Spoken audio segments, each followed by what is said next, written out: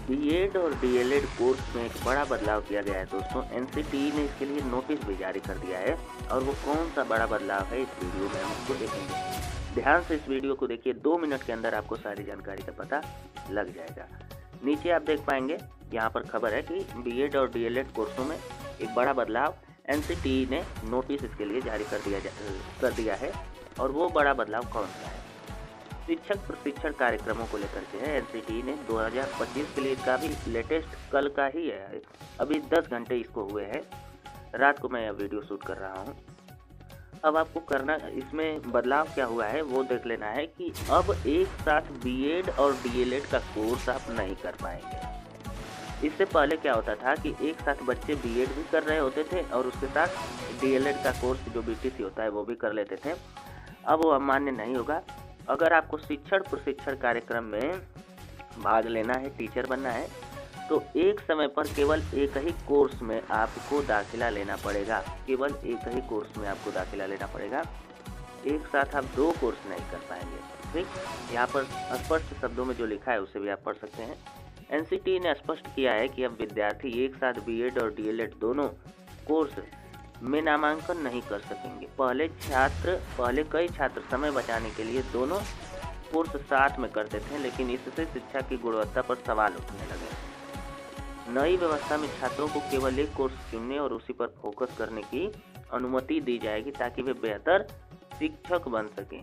तो जी हाँ, यही आपकी मूल खबर थी कि अब 2 कोर्स आप बीएड और डीएलएड का एक साथ, या टीचिंग प्रशिक्षण का कोई भी कोर्स हो, कोई भी एनी कोर्स हो, 2 कोर्स आप एक साथ नहीं कर पाएंगे। इसके साथ साथ 6 महीने की इंटर्नशिप आपको करनी होगी। 6 महीने की इंटर्नशिप का मतलब होता है कि आपको 6 महीने किसी न किसी स्थान पर बच्चों को पढ़ाना होगा। नए नियमों के अनुसार अब डीएलएड और बीएड दोनों कोर्सों में 6 महीने की अनिवार्य इंटर्नशिप करना आवश्यक होगा। यह इंटर्नशिप केवल उन्हीं स्कूलों में मान्य होगी जो एनसीटीई से मान्यता प्राप्त हैं। इस कदम का उद्देश्य यह सुनिश्चित करना है कि छात्र शिक्षक बनने से पहले वास्तविक शिक्षण अनुभव हासिल करें। तो देखिए कितना अच्छा बदलाव यह किया गया है। कुछ लोगों को बुरा लग सकता है, लेकिन आपको वहीं पे जाकर के अपनी ट्रेनिंग लेनी होगी जो एनसीटीई से मान्यता प्राप्त संस्थान है, और किसी भी संस्था में जाकर के कोई ट्रेनिंग आपको लेनी नहीं है।